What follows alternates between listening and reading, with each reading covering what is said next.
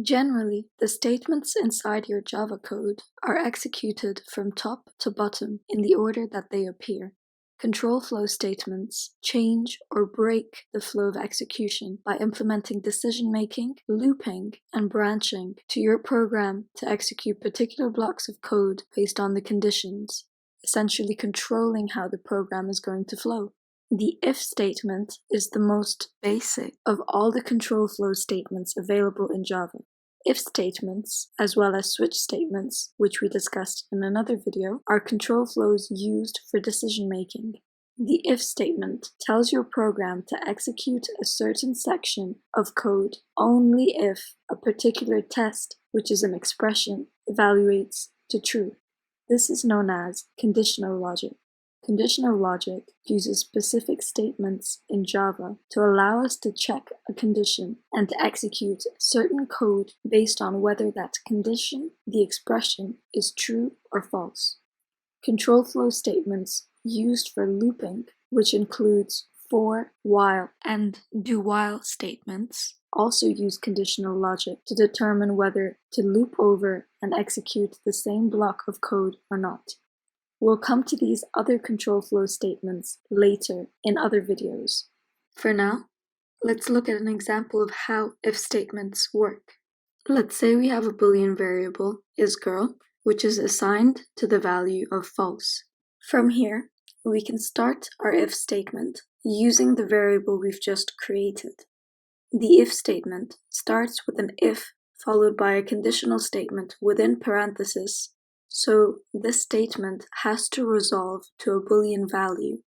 Given this conditional statement is satisfied, we can execute a certain set of instructions.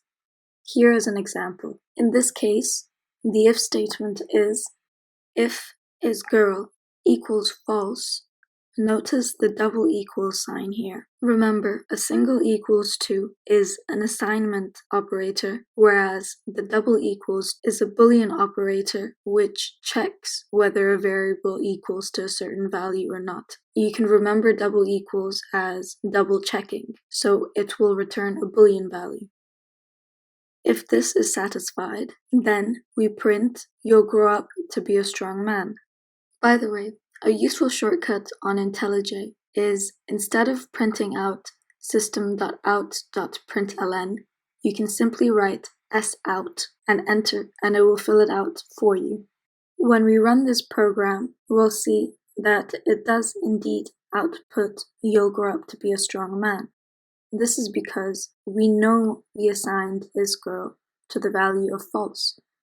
So when we're checking whether this is true, isGirl does indeed equate to false. So this conditional statement, isGirl double equals false, is indeed true. That's why the next print instruction is executed. Now, if instead we changed the conditional statement so that isGirl has to now equal true for the print instruction to be executed, then we see when we run this program, the print instruction is not executed. This is because the variable isGirl is actually assigned to the value of false. So when the conditional statement that we have to satisfy is that isGirl has to equal true, this new conditional statement, under which the if statement will be executed, is not satisfied. In other words, the whole statement isGirl equals true evaluates to false. Therefore, the print instruction is not executed. Another thing that I want to show you is a common mistake that a lot of students initially make. It might be a typo, it might just be something that new Java programmers are not yet used to, but notice that you don't have a semicolon at the end of an if statement after the closing parenthesis, even though we start a new line. In fact, if you notice, we don't actually close this if statement with a semicolon until we get to the end of the second line. And it's perfectly okay in Java for instructions to extend over more than one line. In fact, I'll show you what happens when you do add a semicolon after the if condition. You'll see that this is still a valid statement to make. IntelliJ will not throw up an error. It will just give you a warning. But when we now run this program, we'll see that even though this if condition is not satisfied, we still get the print statement returned as an output. This is because ending the if condition with a semicolon after the conditional statement is just an empty if statement. So, regardless of whether this conditional statement is satisfied or not, nothing happens after it. So, the print statement following it is just seen as an instruction independent of the if statement. So, as I said, this is a very common bug to look out for. Next, I want to show you what happens when we have more than a single instruction to execute, given the if condition is satisfied.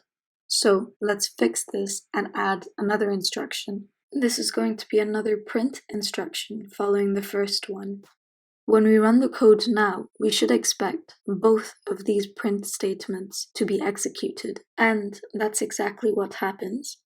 However, when we change the condition from false to true, we should expect that neither of these print statements would be executed.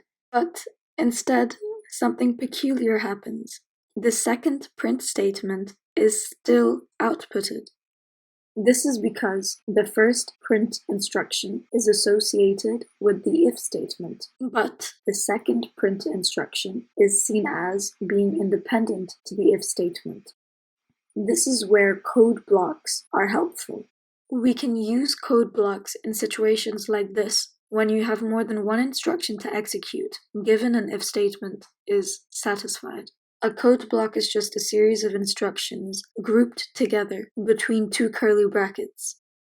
So once we fix this code by putting these two print statements in a code block, running the same code now will do just as we expect. None of these print statements are now executed. If we change it to false, again it does as we expect, it prints out both of these print statements.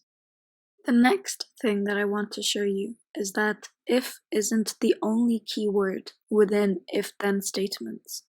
As well as if, we can also have a catch statement, which is the else statement. In the situation that the if condition is not satisfied, then the else statement is what the program will execute instead. I'll show you an example of this. Suppose we have a variable called value, which is assigned to the integer value of 8. Following this, our if statement could be that if this value is less than 10, then we print out this value is less than 10. Notice that even though I only have one instruction to execute for this if statement, I still use a code block. It's just good practice. For all other values that are equal to or greater than 10, we can have a separate set of instructions that account for this under the else statement. In this case, we print out that this value is greater than 10. If we wanted, the else statement could also have a specific condition, but when we don't specify any condition, it just means for all other cases. So when we run this program, the output will depend on what the variable value evaluates to. In this case, the value variable is assigned to the value of 8, which is less than 10, so the if statement gets satisfied, and therefore this number is less than 10 is what gets printed out. We could also have more than two conditional statements. So other than if and else, we could also have several else-if statements in between. But when we do this, you have to keep in mind the order of the statements, because once the first statement is satisfied, none of the other conditional statements are considered. We break out of this if-then-else block. In this case, if the first condition was if value is less than 20, and then we had value is less than 10, then there would be no point of having the middle statement. because as soon as we found out that the value was less than 20, it would never check the next two conditions of the if block.